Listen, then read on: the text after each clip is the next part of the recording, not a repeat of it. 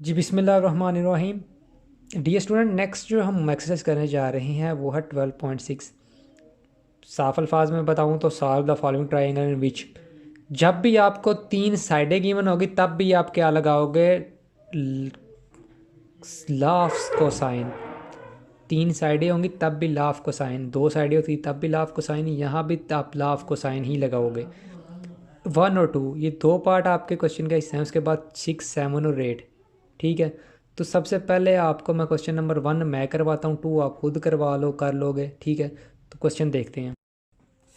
तो solve the following triangle in which A B और C given है। तो स्टार्ट में ही मैंने लिख दिया बाय लॉ ऑफ कोसाइन। सबसे पहले आपने कोई भी एक साइड फाइंड कर लेनी है, वो आपकी अपनी चॉइस है। मैंने काज अल्फ़ा लिया, आप काज बीटा लो या काज गैमा लो, क्योंकि साइडें तो तीनों गिवन है, वो बराबर है आपके पास। B² + C² - A² 2BC। अब कुछ बच्चों ने ये कहा था कि आपके पास A² = B² जमा C² -2BC काज अल्फ़ा। तो सर ये लॉ हो रहा है। देखो बेटा, वो इसी में से देखो, लॉ ऑफ कोसाइन को ही आपने रीअरेंज करके इस फॉर्म में बनाया है। ऊपर और दो तरह की चीज़ें बनती हैं, तो दोनों चीज़ें आपकी इन्वॉल्व हैं। ऐसे ही जब भी आप उसमें बी की वैल्यू गिवन है, सी की भी गिवन है, ए की भी गिवन है। 49 कैंसिल हो गया, 81/126 डिवाइड करो कैलकुलेटर से 0.6429।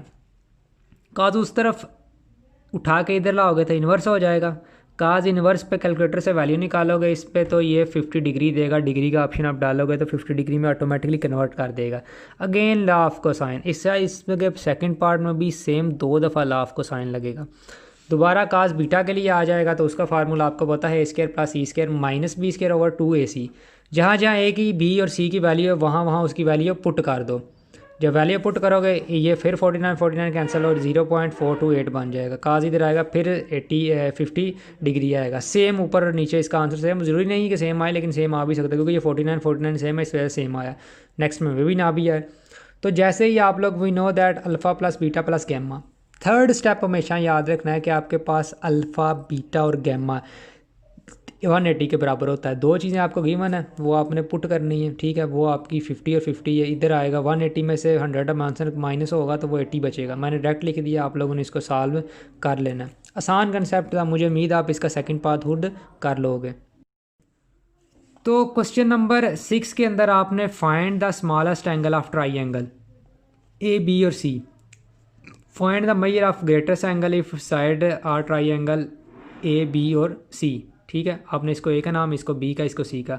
Side of triangle A B और सी, ये ए है, ये कामा बी है, ये सी एंड सी है। Prove that the greatest angle is 120 degree. इसमें आंसर पहले ही गिवन है, इनमें दोनों में आंसर नहीं है, इसमें पहले ही गिवन है। तो 6 और 8 मैं करवाता हूँ, क्योंकि ये स्मॉलेस्ट है, ये ग्रेटेस्ट है। तो इसी तरह 7 भी इसी तरह से ग्रेटेस्ट के तौर पर होगा। तो क्वेश्चन नंबर 6 देख लेते हैं। Find the smallest angle. A B और सी तीन चीज़ें आपके पास गिवन है। जो सबसे छोटी साइड होगी ना, फॉर एग्जांपल ये चीज़ सबसे छोटी थी डिजिट में काउंट करने में भी, तो जो छोटी चीज़ होती है उसको हम कहते हैं as B is the smallest side.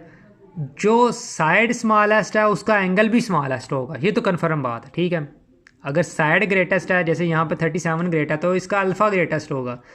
तो पहले चीज़ जो आपने लिखनी है वो लिखना है एज बी स्मॉलेस्ट साइड। अगर ग्रेटेस्ट करेगा तो greatest side. B is the smallest angle. ठीक है, साथ ये भी मेंशन करना है। आगे आपने कहना है कि बाय लॉ ऑफ कोसाइन, अपने लॉ ऑफ कोसाइन यूज़ कर रहे हैं। तो कोसाइन में काज बी निकालना है, तो बी वाला फार्मूला यूज़ करना है। साइड में तीनों गिवन है, फार्मूले के अंदर आपने A² - B², इसका स्केयर, इसका स्केयर, इसका स्केयर, नीचे वाले दोनों साइड ए और सी मल्टीप्लाई करवाओगे तो आपके पास ये स्केयर ओपन करोगे ये आ जाएगा, जमा माइनस करोगे तो ये फॉर्म आ जाएगी। इस ये पॉइंट के बाद 4 डिजिट हैं, इनको कैंसिल करोगे, डिवाइड करो कैलकुलेटर से 0.9980। काज बीटा है, काज उठा के इस तरफ लाओगे तो ये इन्वर्स हो जाएगा। कैलकुलेटर से इसकी वैल्यू निकाल के उसके ऊपर डिग्री पे क्लिक करोगे, जैसे डिग्री पे क्लिक करोगे तो ये आंसर दे देगा। तो यही आपका क्या है, फाइनल आंसर है। बड़ा आसान कंसेप्ट था, उम्मीद है आप लोगों को ये चीज़ अंडरस्टैंड होगी। क्वेश्चन नंबर 8 में हमने ग्रेटेस्ट साइड फाइंड करनी थी। तो सबसे पहले मैंने फर्स्ट एलिमेंट को ए लेट किया, सेकंड को बी, थर्ड को सी।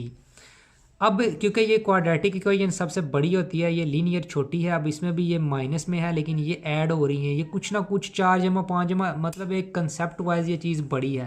ठीक है, कंसेप्ट होना चाहिए क्योंकि जो क्वाड्रेटिक फॉर्म है ये बड़ी फॉर्म है। तो as A is the greatest side, alpha is the greatest angle. अगर साइड ग्रेटेस्ट है तो फिर वो एंगल भी बड़ा होगा by law of cosine. Cause alpha आपको पता है कि वो B square plus C square minus A square over 2bc। 3 law आपको याद करवा दिए हुए, बी की वैल्यू उसका स्क्वायर और इसका स्क्वायर डिवाइड बाय ये दो। अच्छा, अब इसको ओपन कैसे करना, थोड़ी सी इंटरेस्टिंग चीज़ है। मैं आपको अगर ये मैं स्क्रीन पे देख रहे हैं तो ये है ए स्क्वायर जमा बी स्क्वायर जमा 2ab, ये इसका स्क्वायर है 4x स्क्वायर, 1 का स्क्वायर ये है और ये 2ab, ये दो बार 4 और x यानी कि 2 टाइम 4x। इसी तरह इसका भी square open, A square minus 2ab plus B square. अब इस टर्म को 2 टाइम लहदा लिख लेना है, ठीक है, x को लहदा और इसको भी लहदा, आपस में मल्टीप्लाई करवाने से वो ये फॉर्म आती है। ये दोनों आपस में मल्टीप्लाई होकर ये आती हैं, ठीक है। ये अब इन दोनों का प्लस ओपन होगा, ये चीज़। अब इनमें से जैसे ही ओपन हो गए, इनमें सिंप्लीफाई करोगे ये चीज़ें कैंसिल होके ये टर्म आ जाएगी। मतलब इसमें से कुछ ना कुछ वेरिएबल कैंसिल होंगे जो कि मैंने नहीं किए।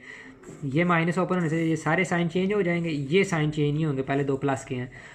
अब यहाँ से माइनस कॉमन लोगे तो -1 बाहर और divide by 2 as it is. इस नीचे वाली को कुछ भी नहीं किया, माइनस कॉमन लेने से ये पूरी टर्म सेम हो जाती है ऊपर वाली टर्म के, तो ये और ये कैंसिल हो जाती है, सिर्फ -1/2 बचता है। आप लोग इसको सिंप्लीफाई करके चेक कर लें। अल्फ़ा एक तरफ है, काज उठा के इधर काज इनवर्स पे -1/2 या -0.5 वैल्यू चेक करोगे तो वो जो भी आएगी उसको डिग्री दबाओगे वो 120 डिग्री में कन्वर्ट खुद बुद हो जाएगा। तो ये आपका ग्रेटेस्ट एंगल आ गया। बहुत इंपॉर्टेंट क्वेश्चन था पेपर पॉइंट ऑफ व्यू से, ये 6, 7 और 8 बहुत इंपॉर्टेंट क्वेश्चन है, ठीक है। अक्सर पास पेपर में ये क्वेश्चन आते हैं तो आपने इनको बड़े ही ध्यान से सॉल्व कर लेना है।